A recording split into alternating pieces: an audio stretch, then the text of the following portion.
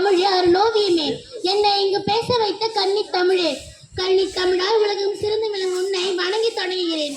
அறிவு சலவைக்கும் அறிவு கண்களை திறக்கும் ஆசிரியர் பெருமக்களுக்கும் என் ஆறே நண்பர்களுக்கும் உங்கள் அனைவருக்கும் என் அன்பான வணக்கங்களை தெரிவித்துக் கொள்கிறேன். அறிவின் வெளிச்சம் பரப்பியவர், அழகு தமிழ் பாடம் சொல்லியவர், கல்வி கதவுகளை திறந்தவர், பள்ளி மாணவ கூட்டம் பெருக்கியவர், இலவச உணவுடன் கல்வி தந்தவர், சிறு பள்ளிகளை வளர்த்தவர், காலத்தின் காவலனாய் திகழ்ந்தவர், தமிழ்த்தாய் நெஞ்சில் வழிகாட்டியாய் வாழ்ந்தவர். யார் இவர்? நாட்டின் நலனை முன்னிறுத்தி கல்வி பணியை மேம்படுத்தி கல்வியை கண்ணாக கருதி வாழ்ந்து காட்டி நம் சமூகத்தை வாழ வைத்த கல்வி கண் சிறந்த காமராசரின் அளப்பரிய கல்வி பணிகள் குறித்து பேசுவதில் பெருமை கொள்கிறேன். சொல்லி அடங்கா அவர் புகழை சொல்லவும் கேட்கவும் சுகம்தானே. ஒன்றா இரண்டா சாதனையில் எண்ணிவிட எண்ணில் அடங்கா சாதனையில் செய்துவிட்டு இன்று எல்லோரையும் மீண்டும் பிறந்து வா என்று எங்க விட்டு சென்றவர் அல்லவா அவர். நீராண்டதோ 9 ஆண்டுகள், நீராண்டதோ 9 ஆண்டுகள், உன் சாதனைகள் பேசுகிறது பல 100 ஆண்டுகள். ஒரு அரசியல் தலைவர் எப்படி ஆள வேண்டும், எப்படி சிந்திக்க வேண்டும் என்ற கேள்விக்கு ஒரே விடை காமராசர். 1954 ஆண்டு புத்து இருட்டு தமிழ் புத்தாண்டில் முதல்வர் அருகில் அமர்ந்து அலங்கரித்தார். சொத்து இல்லாதவர்களுக்கு கல்வி என்னும் சொத்தை வழங்கி 1000 ஆண்டுகள் வழங்க மறுக்கப்பட்ட வந்த கல்வியை அனைவருக்கும் இலவசமாக்கி கல்வியிலே புரட்சி செய்து உருவாக்கிய கல்வி திட்டம் இன்று கண்முன்னே பல இடங்களில் கற்கண்டா இனிக்கிறது. பள்ளிகள் இல்லா ஊர்களில் பல பள்ளிகள் திறந்த பகலவனே, இழுத்து மூடப்பட்ட பள்ளிகளில் பல இன்னல்கள் கடன் திறந்து வைத்த படிக்காத மேதையை இன்னும் மேத்தும் கண்ணென்றார் வள்ளுவர். ஓதாமல் ஒரு நாளும் இருக்க வேண்டாம் என்றார் ஔவையார்.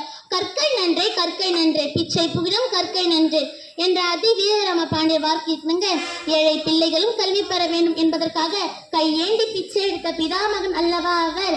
தொடக்கப்பள்ளியின் எண்ணிக்கையை ஏறத்தாழ 29,000 அதிகரித்தார். 3 மைல்களுக்கு தொடக்கப்பள்ளி, 5 மைல்களுக்கு ஒரு உயர்நிலைப்பள்ளி அமைத்தார். ஏழைகள் வீட்டு அகல் விளக்கு எரிந்தாலும் பிள்ளைகளின் அறிவு விளக்கு சுடரொளியாய் விளங்கியது.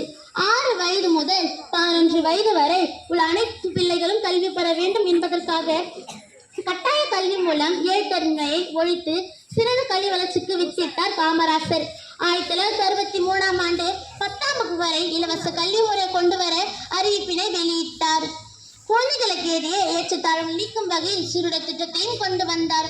குலக்கல்வி திட்டத்தை ஏற்பவர் காமராசர். மாடு மேய்ப்பவன் மகன் மாடுதான் மேய்க்க வேண்டுமா, செருப்பு தைப்பவன் பிள்ளை அரசு அதிகாரி ஆகக்கூடாதா என்று கேள்வி கேட்டவர். பதவிக்கு வந்ததும் பணப்பை நிரப்பும் அரசியல்வாதிகள் மத்தியில் ஏழை குழந்தைகள் இறப்பை நிரப்ப கொண்டு வந்த மத்திய உணவு திட்டம் ஆரவாரம் கொள்கிறது. விடுதலை கிடைத்த இத்தனை ஆண்டுகளில் தேசம் இன்னும் வாசும் வீசும் அவர் பெயரை வரலாற்றில் வைத்துக் கொண்டிருப்பது அவரது வாழ்க்கையால் மட்டுமல்ல, வைத்து போயிருக்கும் சாதனைகளுக்காகவும் தான். அன்னைக்கும் தந்தைக்கும் கூலி வேலை, கூழியை குடித்தே ஓட்டுவர் நாளை, பிள்ளைகள் வாழும் அவர்கள் வழியே கல்வியானது எட்டா பணியே போய் அவர்கள் வாழ்வி வெளிச்சம் தந்தது கருமவீரன் கல்வி திட்டம். நீரால் நெருப்பால் அழியா செல்வமது, எங்கும் மதிப்பை உயர்த்துமது, ஜாதி மத பேதம் ஒழிக்குமது, பொருள் வளம் மேம்பட உதவுமது, கல்வி செல்வத்தின் பெருமையது, காமராஜ் அறிந்தார் அதன் அருமையது, தான் பெறாத கல்வியினை தமிழகம் முழுமைக்கும் பெற திட்டமது, கை நாட்டு வைக்கும் தகப்பனண்டா உயர் படிப்பு மகனுக்கு முதல் வாய்ப்பு, உறவில் என்று வருபவர்க்கு வாய்ப்பில்லை என்று கைவிருப்பு, கல்வியிலே விளங்குதும் பெரும் புரட்சி, மக்கள் வாழில் மறுமலர்ச்சி, கல்லாமை இருள் அகன்றது, அறிவொளி எங்கும் எழுந்தது, கல்வி கண்ணை திறக்க பாடுபட்ட காமராசரின் கனவை நினைவாக்க மாணவராகி நாம் என்ன செய்ய வேண்டும்? நாம் நம் நிலையை உணர்ந்து இன்று அறிவியல் முன்னேற்றம் என்ற பெயரில் மாணவர்களின் ஒழுக்கத்தினை சீரழிக்கும் சில சமூக வலைத்தளங்களை விட்டு விலகி நம்மை நாம் பாதுகாத்துக் கொள்ள வேண்டும். இது காமராசர் பின்னால் மட்டுமல்ல, அறியாமை இன்னும் இருள் விளை